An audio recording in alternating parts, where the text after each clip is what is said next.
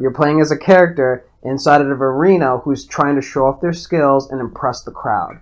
If you do a good job, the crowd cheers for you and they become your fans. And when you get enough of those fans on your side, you're declared the champion of the arena.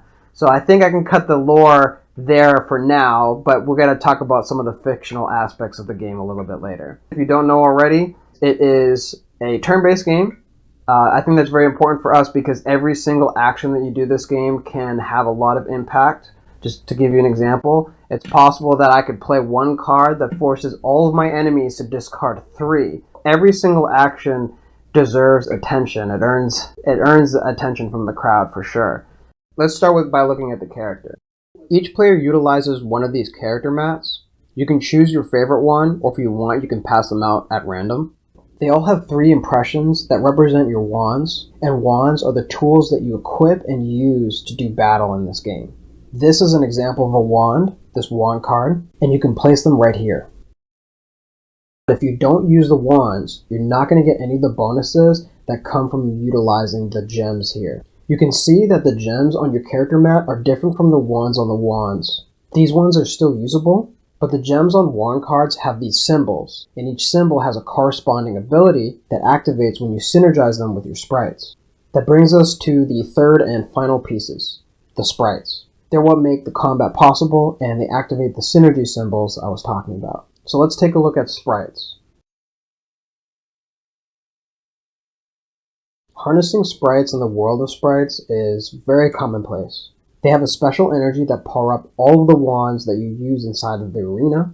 Your character with their wands and gems can't attack without sprites. To put it in a clear perspective, see this image of Mascara holding a wand? It doesn't have any sort of physical construct coming out of it.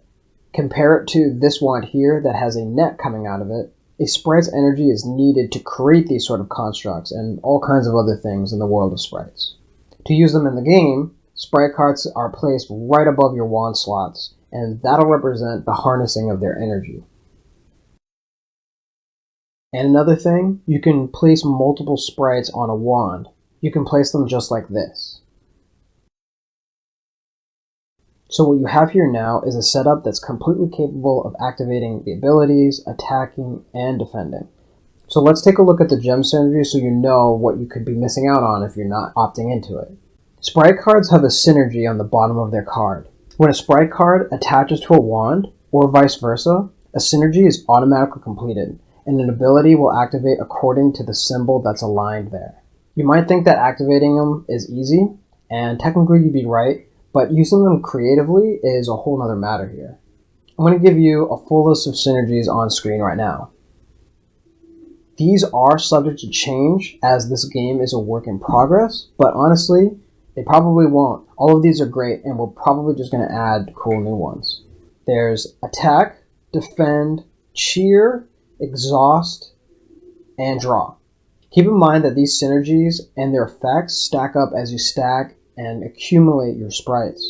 Starting from the top of the list, whenever you activate the attack synergy, you add 1 extra energy to your attack. But of course, if you have multiple attack synergies activated, you're going to get more than 1 extra energy. Every single attack synergy that you line up on that wand is going to boost that wand up. Similarly, each defend synergy adds 1 more energy while you're defending. Next, when you activate cheer, you're granted another cheer from the crowd whenever you use that wand successfully. We haven't gone over crowd cheering yet, so for now, think of it as extra points towards winning the game. Now, if you activate the draw synergy, you're going to immediately draw a card. And if you activate the exhaust symbol, all of your enemies must immediately discard a card when you activate it. Let me give you a fun but important example of how draw and exhaust works when you stack them and you reactivate their synergies. When you place a sprite like this, you draw a card as you're successfully activating the draw synergy here. Then if you harness another sprite with the same wand, with the same synergy, you're reactivating that synergy. And instead of just drawing the 1, you draw 2 because the synergy is now amplified.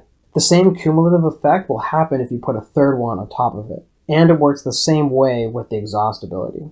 So it's easy to imagine that this can be really impactful. But I'll say this now, a wand is only capable of holding 3 sprites at a time. Wands, as the technological devices that they are, have these sort of limitations on them. Now, while we were talking about synergies, you may have noticed that the character mat has its own synergy symbols, and that's because the character activates their own synergies when they're using their favorite sprites. As soon as you play one of your favorite sprites, they are activating these synergies and it affects the wands that they're in. These favorite sprite synergies won't accumulate with their wand synergies, and they will deactivate if you place another sprite on top of your favorite sprite, but it's still really powerful and it makes every single character play differently. Alright, so at this point, you know all about sprites, all about wand cards. There's only the gameplay rules to go over. At this point, I'd normally ask you if you want to ask any questions, but obviously I can't hear you. So I'm just gonna drink a little bit of water and then we'll get right into it. Now, we're pretty much ready to go over how turns are played out, but at the start of the game, everyone is dealt 5 cards, granted that you've shuffled the wand cards and the sprite cards into the deck. Note that 5 cards is the maximum hand size. If you have more than that, you have to discard them immediately throughout the game. And then, in order to figure out who goes first, each person harnesses a sprite directly from the top of the deck above any of their wand slots. It's the person with the lowest energy sprite that'll go first, and in the case of a tie, the person who harnessed their sprite first is going to go first. If you do happen to flip a wand card, discard it, put it into a wand discard pile, and you keep flipping until you find a sprite. By the way, the wands and sprites will have their own discard piles as you play. Go ahead and play turns clockwise. Every turn consists of using 3 action points. Once you use 3 action points, your turn ends and the next player's turn starts. Then they will have 3 action points that they can use. The action points are spent or used up when you do any of these things. Equip a wand, harness a sprite, so you're placing any of those cards down, attack an enemy, or just drawing a card. Now, you usually draw from the arena deck, but you can also opt to draw from the top of the wand discard pile. Those wands are technically laying out on the floor of the arena, and you can spend an action to go and grab that wand from the arena. But the same cannot be said for sprites. They're not retrievable at this time. Speaking of sprites, this is very important. The more powerful sprites use up more actions to harness them. A 2 energy sprite requires 2 actions, and a 3 energy sprite is going to require 3 actions to be used up. It takes an entire turn to harness the energy of a 3 sprite. When you decide to attack, you choose the wand you want to attack with, and then you declare that attack to an enemy. Of course, it's an enemy of your choice, but in this game, the defenders choose how they want to block by choosing their own wand in response to that attack. The winner of that confrontation depends on who has the higher energy. Your energy is going to be equal to the topmost sprite. It's called your active sprite. And yes, of course, you add up all of the sprite synergy bonuses that you have. Don't forget about those gem bonuses. Let's set this up. Let's look at this one example. This wand has 2 energy right now, but it's also getting 2 extra energy while I'm attacking because of this gem and these synergies being completed. This wand over here has 3 energy, but it only gets 1 extra while you're attacking. So they both can attack for 4 energy. If it's my turn, I can attack twice, one right after the other, each using an action, and 2 attacks of 4 energy is pretty good. Especially while we consider each one having the technological limitation of 1 use per turn. Finally, let's look at getting points. We're at that point. Let's say I, as Mascara on the left, attacks with 4. And my enemy blocks with 2. The crowd is going to give me 2 rounds of applause. We call them cheers for short. The amount of cheers is always going to be the difference in energy. You can receive your cheer or cheers by flipping and revealing the top card of the deck once per cheer. Every sprite card that has the symbol up in the corner represents 1 fan. You put them aside and you collect them. Once you have 5 fans, you're the winner. Congratulations. In the case where your energy is the same as your opponent, both combatants get a cheer. Therefore, it's possible for the game to end in a draw, but it's up to you to make sure that that doesn't happen. There's one last technique to learn in this game. It's the final thing, and it makes a really big difference. It's called boosting, and it's powerful enough to have a disqualification rule attached to it. Every completed synergy on your wand can be supported by a single sprite from your hand. It has to have similar synergy. If it does, a sprite in your hand can give all of its energy to your topmost sprite, your active sprite, that's in combat. But only if you're willing to discard the card from your hand to the discard pile. It's a strong technique that works temporarily. The increase in energy lasts as long as it takes for that confrontation to earn somebody cheers. Because it's so powerful, you're only allowed to use it when you're either tied or lower in energy than your opponent.